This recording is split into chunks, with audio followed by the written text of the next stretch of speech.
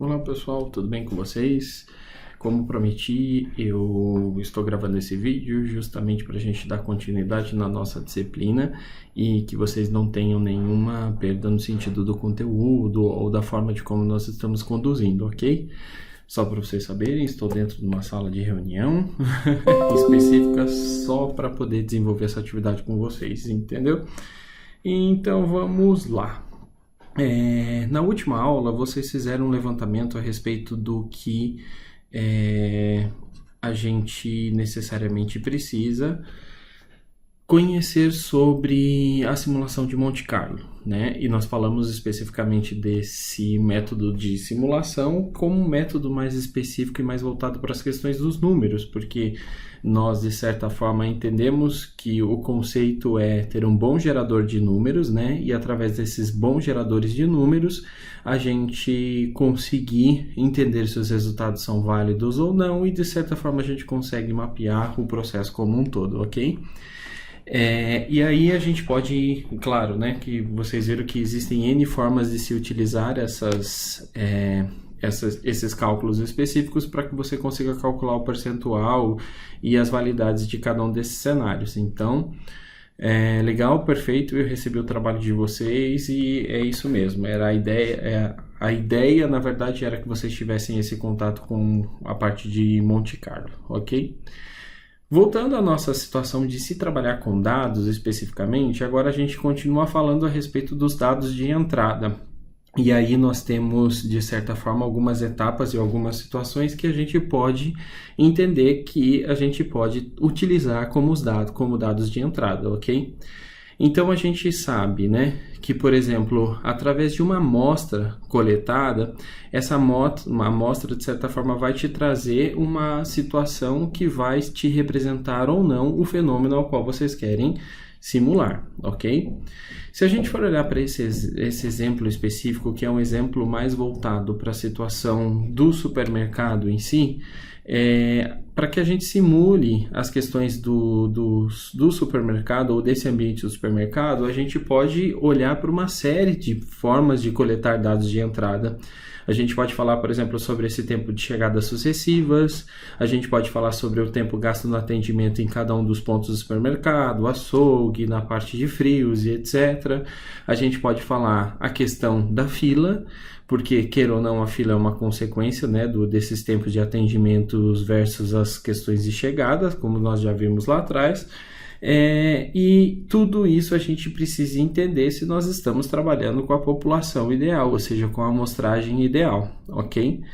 Então, se a gente for olhar para esses dois exemplos aqui embaixo, nós temos os tempos, né, de chegadas sucessivas dos clientes no supermercado, e aí a gente pode entender que passou 11 segundos, chegou uma pessoa, depois passou mais 5 segundos, chegou outra pessoa, e depois passou mais 2 segundos, chegou outra pessoa, e assim por diante. Nós vamos computando cada uma dessas informações.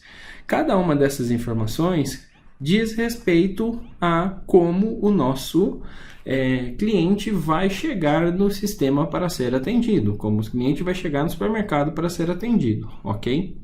Da mesma forma, quando a gente olha para essa outra tabela, nós estamos entendendo uma coleta de dados especificamente de um carregamento, de um processo de carregamento da logística. Então, por exemplo, você tem 23 amostras, você tem o tipo de carregamento, porque a gente sabe que a gente tem carregamentos mecanizados e carregamentos manuais. Via de regra, os carregamentos manuais eles demoram mais do que os mecanizados e conseguem atender em menor quantidade, então você tem essa tabela falando dessa diferença de tempos, né, do mecanizado para o manual aqui. E existe ainda mais um processo específico, que eu vou passar a lona por volta do caminhão ou não vou passar a lona por volta do caminhão, porque, queira ou não, esse processo também toma um pouco de tempo. Por exemplo, um caminhão muito grande chega aí de 38 minutos para fazer essa parte do leonamento, ok? Então esses são exemplos de dados de entradas que a gente pode considerar para fazer a nossa simulação. E com esses dados, a gente pode, de uma forma estatística, que é uma forma que você já conhece, trabalhar necessariamente cada um dos pontos da estatística, né? E aí, por exemplo, olhando para esse quadro, a gente tem todas aquelas situações, não sei se vocês se recordam daquele processo que a gente criava aquelas tabelinhas na aula de estatística para calcular a média, mediana, moda, o mínimo e o máximo, amplitude, desvio padrão e todas essas situações.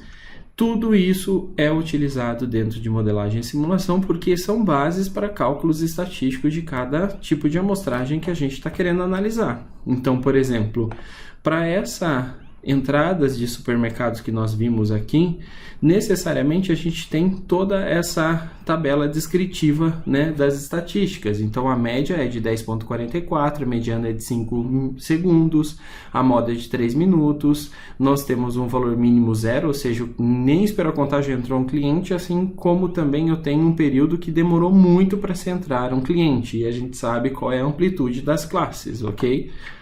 Desvio padrão a gente vê desta forma, a variância da amostra, e a gente já falou muito sobre variância aqui, e ela está muito grande aqui, a gente está vendo 2.643, né?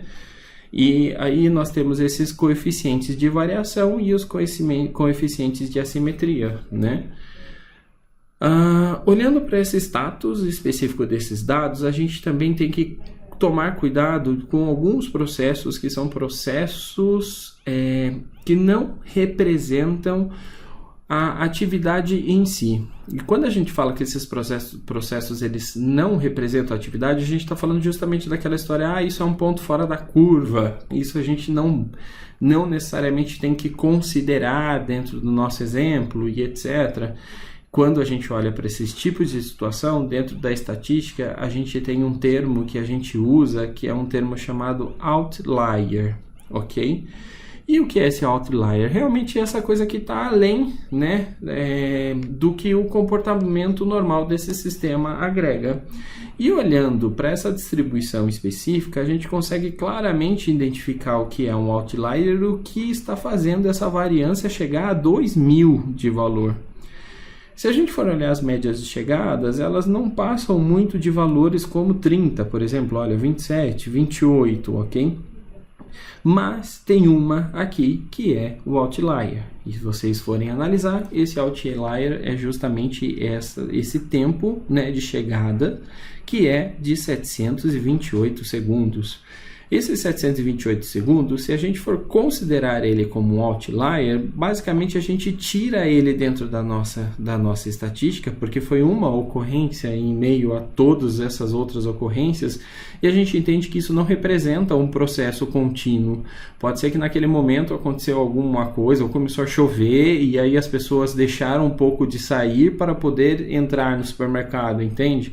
E nesse período ficou sem entrar cliente nenhum. Né, vale analisar, porque assim, nesse exemplo, né, que é um exemplo mais didático, a gente tem essa evidência para ficar mais fácil de vocês entenderem que isso pode acontecer dentro do processo, dos dados de entrada.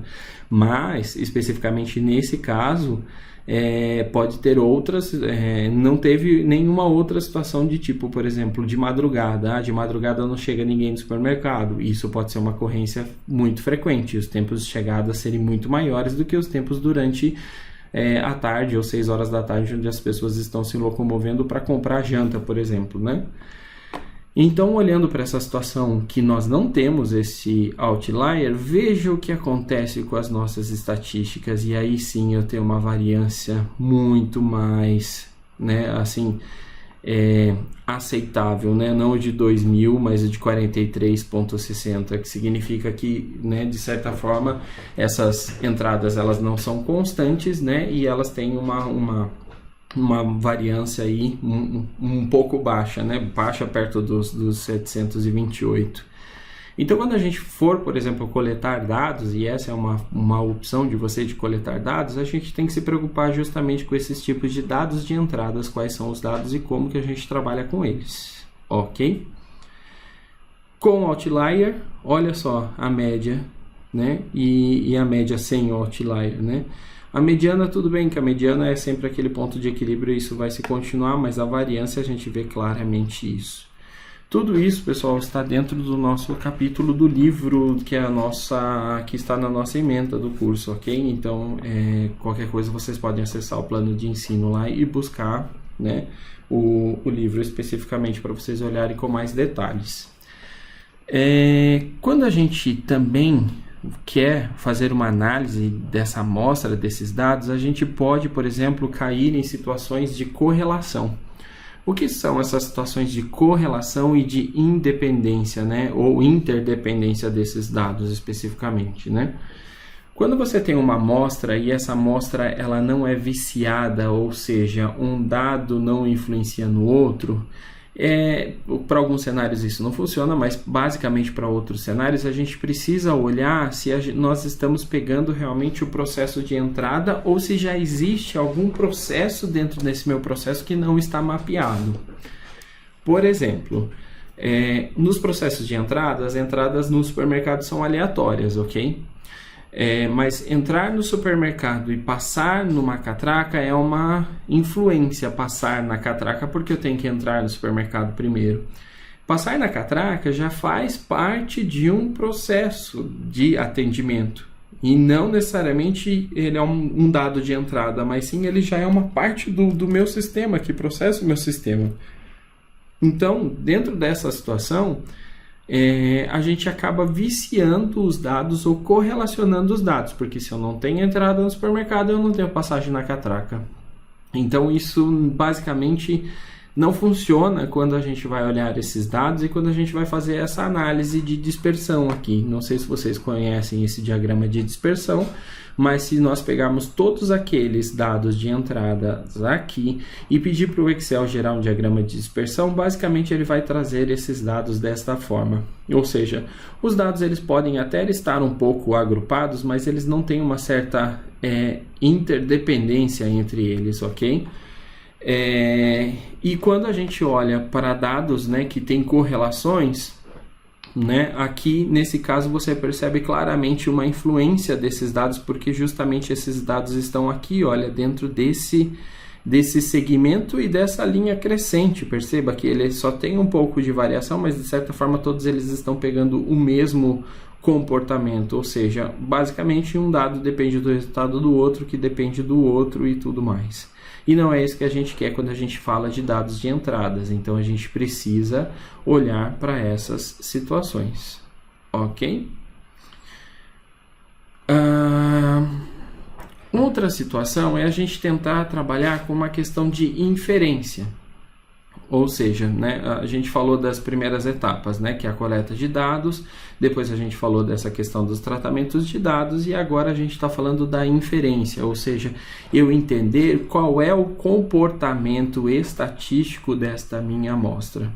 E se eu for olhar para essa distribuição que é justamente essa entrada no supermercado, e se a gente for criar aquela tabelinha, e pessoal, percebam que o Excel faz tudo isso para a gente, manual, automático, a gente não precisa fazer aqueles cálculos manuais, né?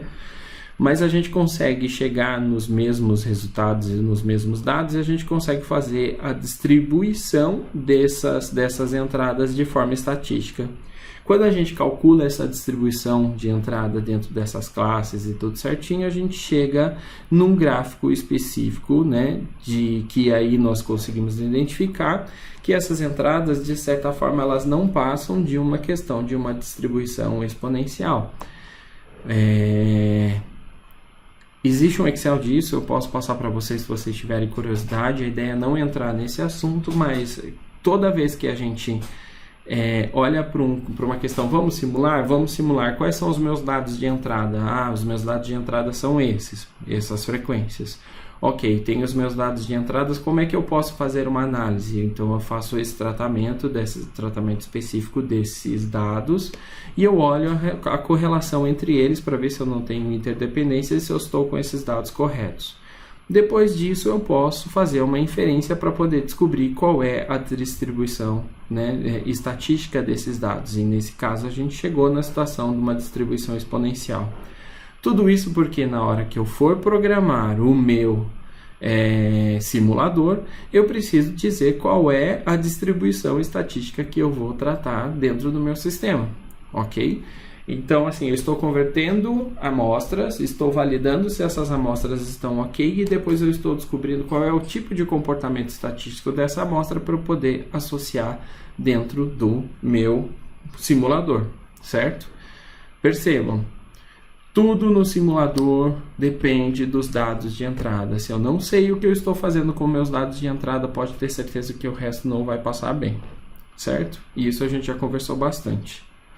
Existem alguns outros testes estatísticos, né, que fazem a questão de verificar se realmente esses dados eles fazem parte ou não, ou representam ou não aquilo que você gostaria de investigar.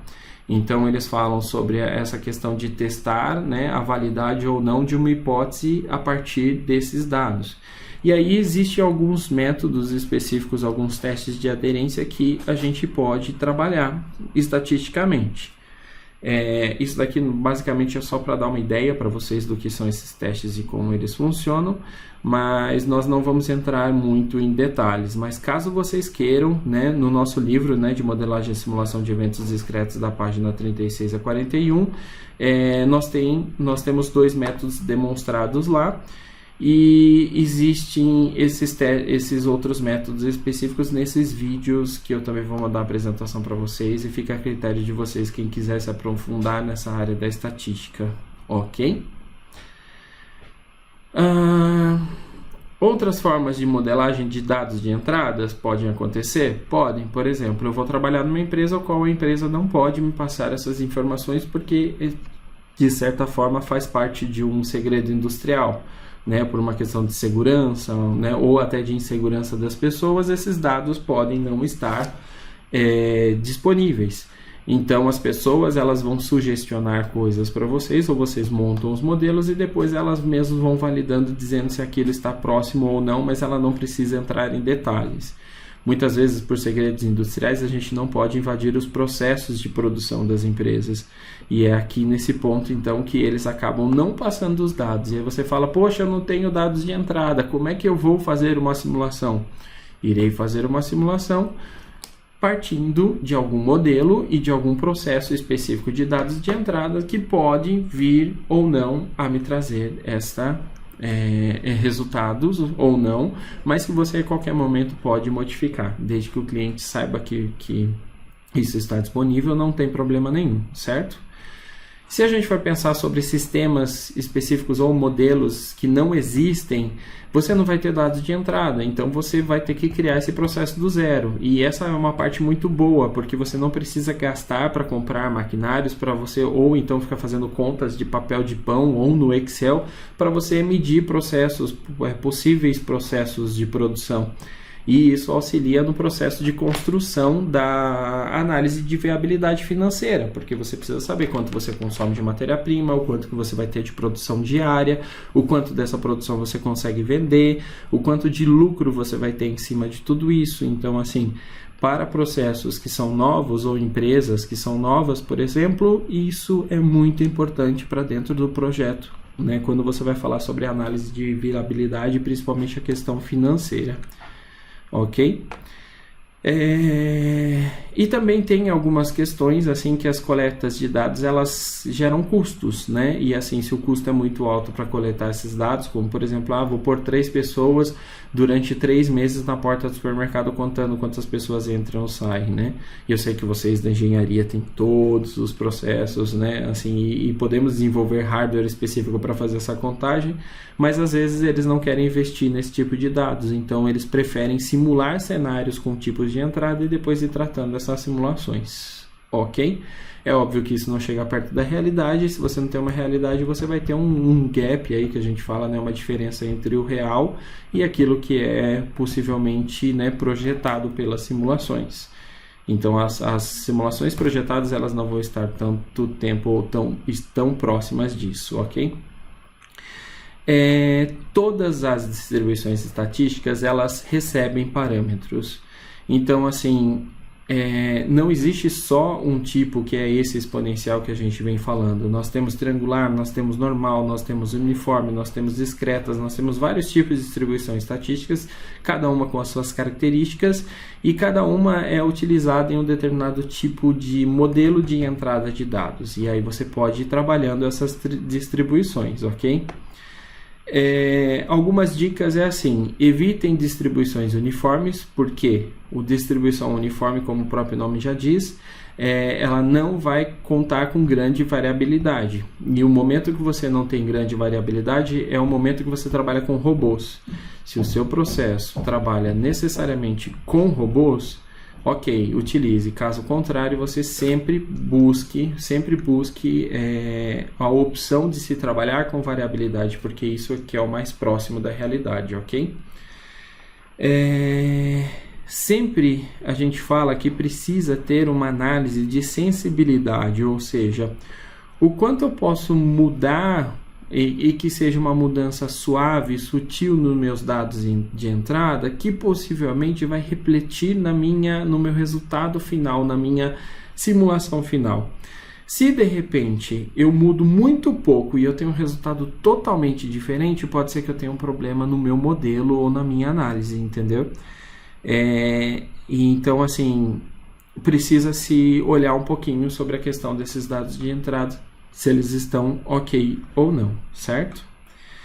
E a gente também existe algumas simulações que as pessoas descrevem por faixas de valores. Por exemplo, existe 20% de chance do meu atendimento durar 5 minutos. Existe 50% de chance do meu atendimento durar 10 minutos. Mas a maioria deles, ou um processo mais comum deles, dura 30% os 30% duram no máximo 15 minutos. Essas estatísticas, né, os simuladores que eles trabalham com essas questões de métodos híbridos, né, eles permitem trabalhar com esses percentuais, ok? E, inclusive em distribuições contínuas. No livro, e aqui nós temos uma tabela muito clara de quando utilizar as distribuições e cada um dos parâmetros que essas distribuições precisam. Então, por exemplo, uma distribuição exponencial, eu sempre vou trabalhar com a média, né? E eu tenho, assim, o uso disso para cada uma das situações, ok? Que é a questão da aplicabilidade. E que a gente já falou bastante delas, né? Tem a triangular e etc, que também é simétrica ou não simétrica, eu tenho a normal, eu tenho a uniforme, eu tenho a distribuição discreta, que na verdade é um grupo de muitas outras distribuições que a gente pode trabalhar aqui, ok? Por favor, busquem informações sobre essas distribuições para que vocês saibam por que elas existem e para que elas existem. Eu não estou falando para vocês aprenderem a calcular, mas saber por que elas existem, como elas se comportam, qual é a amostragem de dados e como que essa amostragem de dados se comporta, para que você, quando desenvolva o seu modelo, você saiba como processar ou como gerar entradas no seu modelo de acordo com a distribuição estatística que é correspondente ao seu projeto, ok? Aqui a gente encerra essa discussão sobre esses dados de entrada e sobre as modelagens e sobre as estatísticas, porque no simulador, no Flexim, vocês irão perceber que vocês precisarão explicar para o simulador como tratar os dados de entrada e como tratar os processamentos, ok? Quando a gente fala agora a gente muda um pouco de viés, que é a questão dessa criação do modelo conceitual. Criar um modelo conceitual, basicamente, trabalhar com abstração, que é uma coisa que é muito próxima da gente como software, porque abstrair basicamente significa buscar o comportamento de que acontece na realidade e trazer para dentro de um modelo, ok? E um modelo é uma abstração praticamente ou uma simplificação dessa realidade dentro de um caminho específico, né? E muitas vezes as pessoas perguntam até que ponto eu vou olhar para esse processo e eu vou trazer esses detalhes para dentro do simulador. Tudo vai depender do objetivo que você quer alcançar. Mas pense, quanto mais simples o modelo for, melhor para você ter uma análise mais clara dos dados e aí você pode ir adicionando coisas dentro do seu sistema. Não que necessariamente você tem que fazer as duas coisas, né? Eu posso já ir complicando.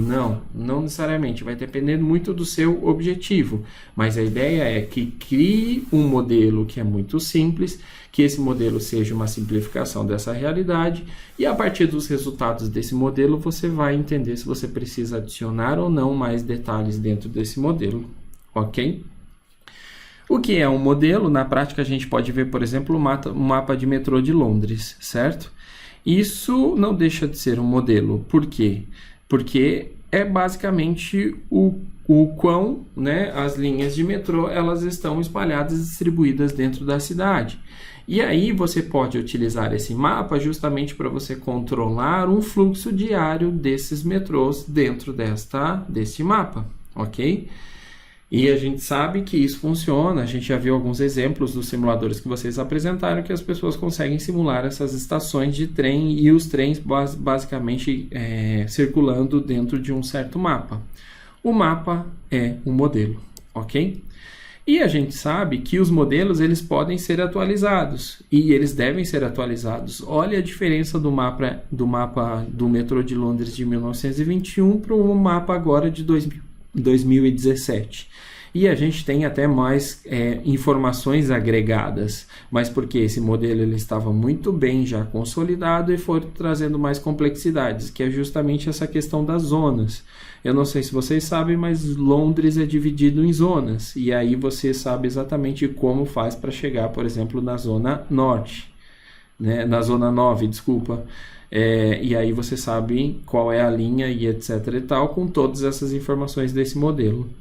E em cima desse modelo você pode controlar a circulação ou fazer uma simulação de tudo isso. Só que eu estou extrapolando, né? A gente não está esperando nada disso dentro desse nosso processo, né? Da modelagem da simulação, ok? Mas é para vocês terem ideia de como pode ser o modelo ou não. Como eu começo a modelar? Talvez um dos conceitos mais simples e mais básicos que a gente utilize para a criação desses modelos é esse diagrama do ACD, que é um diagrama de ciclo de vida, ok?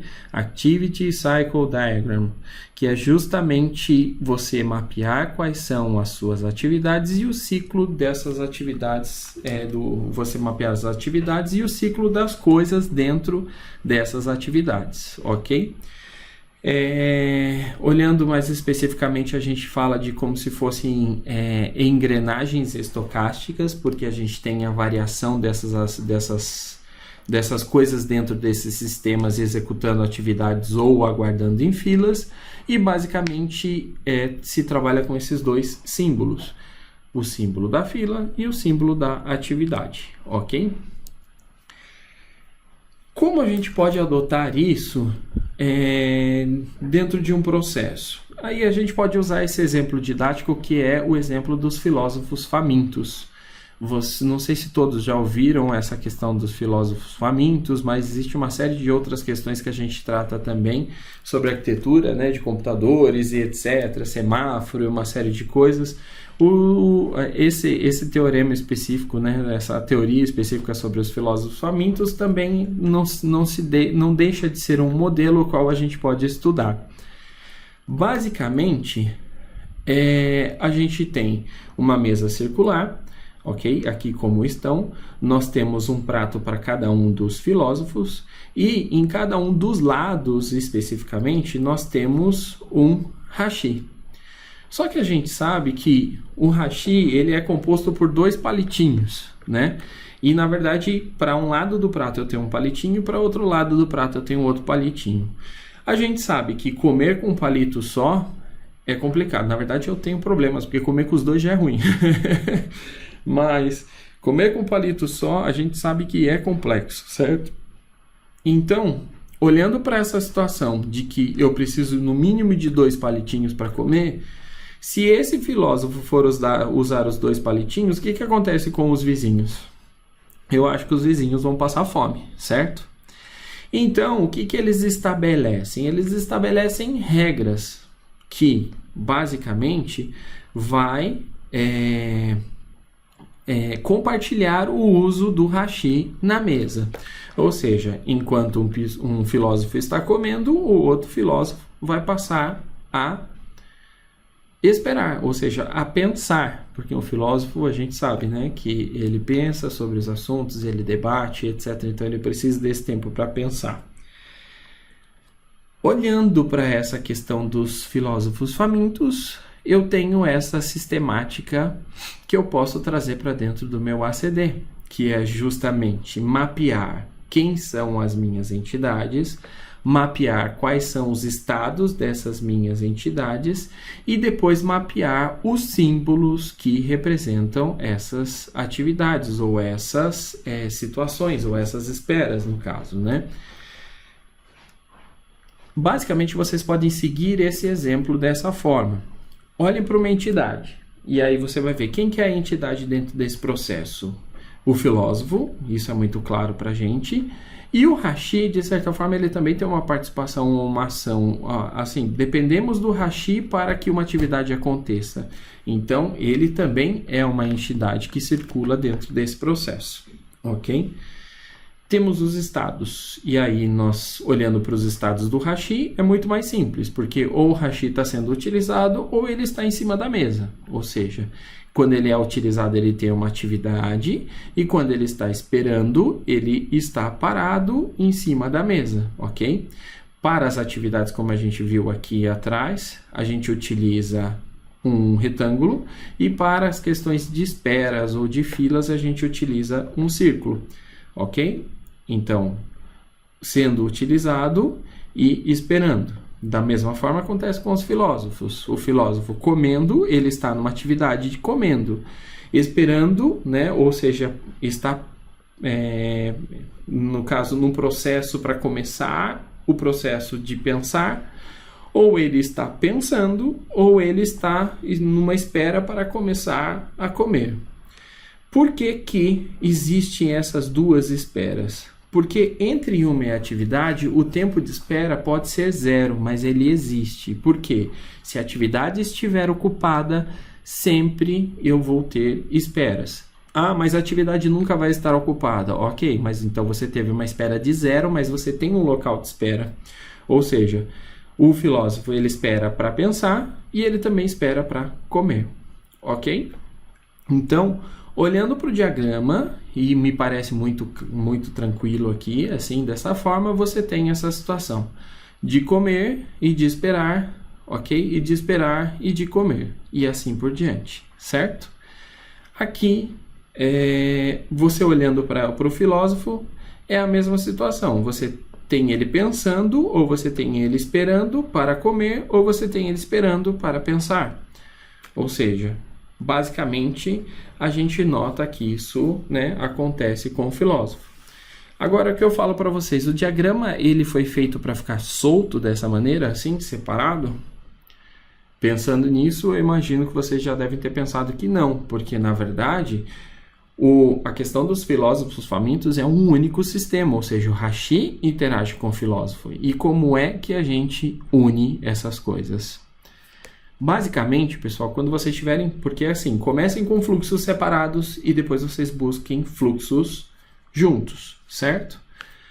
Quando a gente olha para atividades que são iguais e que são comuns, é por ali que a gente começa a fazer a junção. E se a gente for olhar para esses dois processos, a atividade de comer, ela é comum para o Hashi e ela é comum para o filósofo.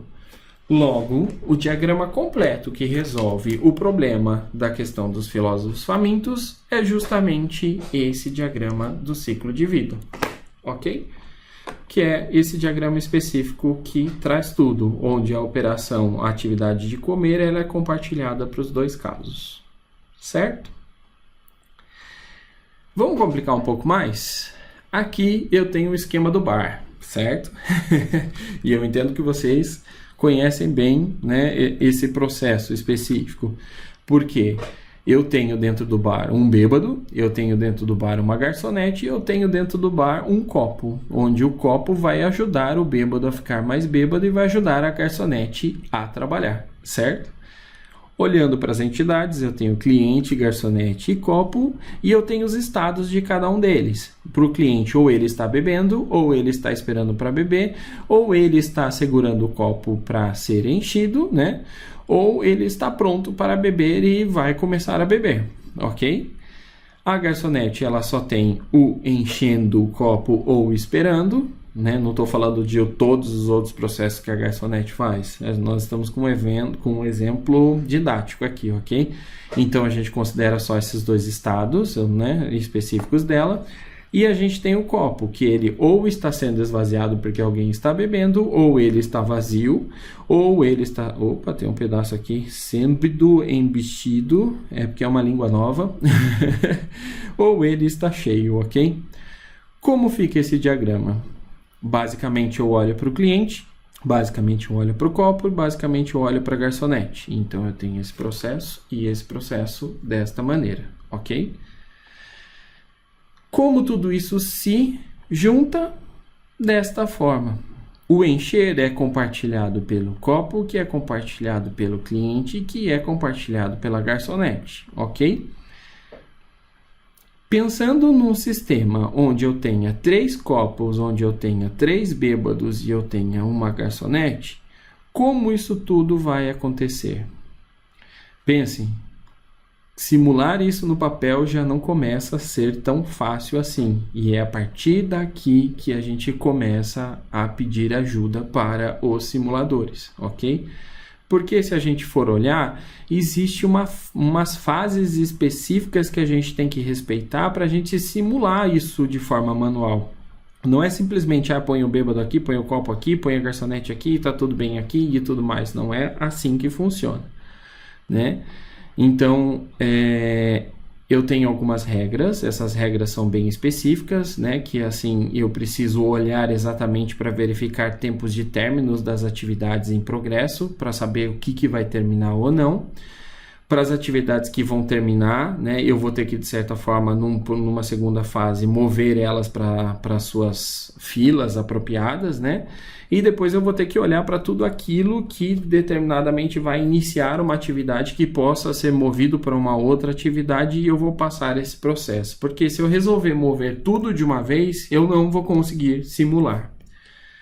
Então, eu tenho uma inicialização, eu tenho uma varredura de tempo, eu tenho uns eventos sendo executados e depois eu tenho que tentar executar outros possíveis novos eventos.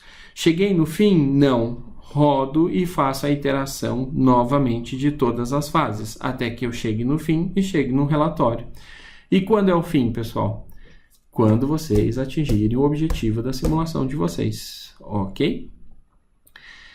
Basicamente, se a gente for olhar para essa simulação manual, a gente tem as seguintes premissas, porque eu não posso simplesmente falar que tudo acontece, né? Então, assim, a atividade de beber, nesse caso, ela dura 4 tempos. A atividade de encher um copo dura 3 tempos. Eu tenho 3 bêbados, eu tenho 3 copos e eu tenho uma garçonete. Como é que eu faço essas iterações ou essas atividades? O que eu tenho que entender é que também eu tenho alguns setups que são setups de início, ou seja, o cliente está na espera, o copo está na vazio e a garçonete está na espera também.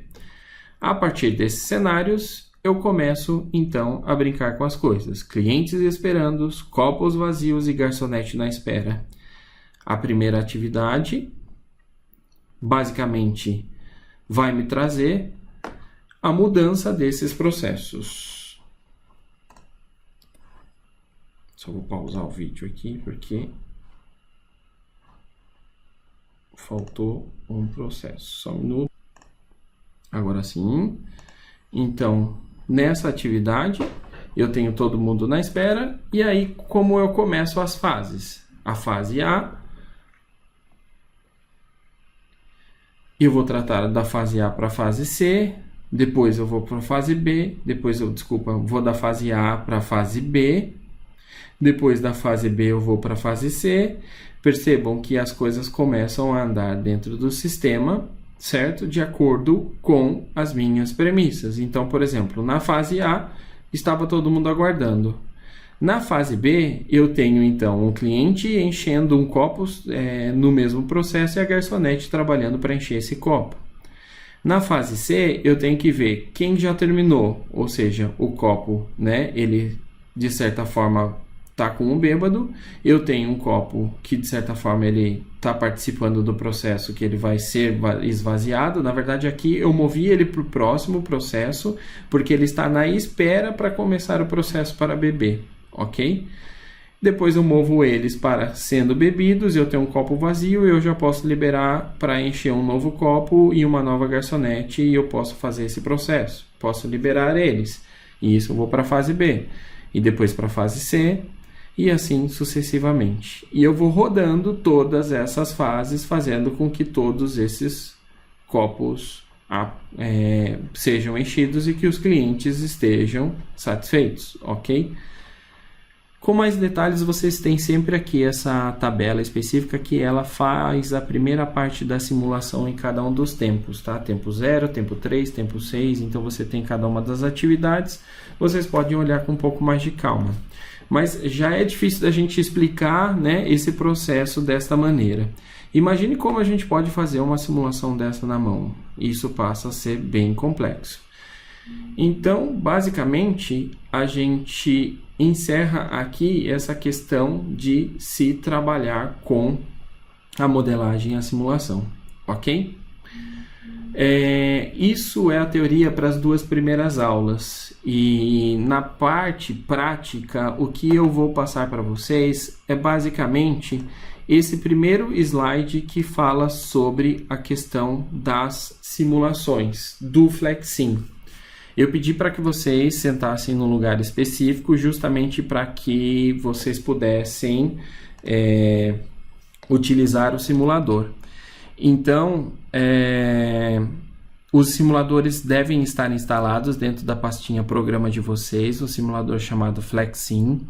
Abram o Flexim e, basicamente, vocês podem ir brincando um pouco com o Flexim e olhando para cada um desses tutoriais, ok? Eu prefiro que vocês, por exemplo, peguem as aulas do professor Júlio César Passos, que são as aulas mais sequenciais. Com essas aulas vocês vão conseguir andar um pouco sobre o Flexim. E aí depois, com mais calma, eu vou descrever um pouco melhor ou explicar algumas funcionalidades para vocês e a gente vai fazer uma simulação juntos, ok? Mas a ideia para essas duas últimas aulas é que vocês assistam esse passo a passo desse professor Júlio, que é um professor muito bem assim claro, né? E ele consegue te explicar com clareza e com calma todos esses processos, tá ok? Dentro do Flexim. Não se preocupem, esse é só um primeiro contato do Flexim. Se vocês não gostei da aula online, não se preocupem, porque a gente vai ter tempo de fazer isso dentro da aula, mas eu já quero que vocês também comecem a pensar no trabalho 2 de vocês, que é o que vocês irão simular. E aí pensem, busquem na internet, nessas duas últimas aulas agora também, modelos que vocês querem replicar ou processos que vocês não conhecem, que vocês querem colocar dentro do simulador. O importante é que vocês saibam o que vocês vão simular. Por exemplo, eu quero simular o processo da fila da cantina e eu quero ver se eu consigo resolver o problema da fila da cantina. Pode ser um processo que vocês podem trabalhar. Eu quero fazer uma análise da teoria de filas dentro do simulador. Pode ser feito também dessa maneira. Lembre-se, o tema vocês escolhem, mas tem que ser algo que a gente consiga tratar e que tenha objetivo. Ou seja, eu sei qual é o cenário atual e eu sei onde eu quero chegar com o simulador. Então eu encerro por aqui, pessoal. Eu acho que vocês já têm material suficiente para esse dia de hoje. E qualquer dúvida, por favor, mandem mensagem no WhatsApp e a gente vai trabalhando juntos, tá ok?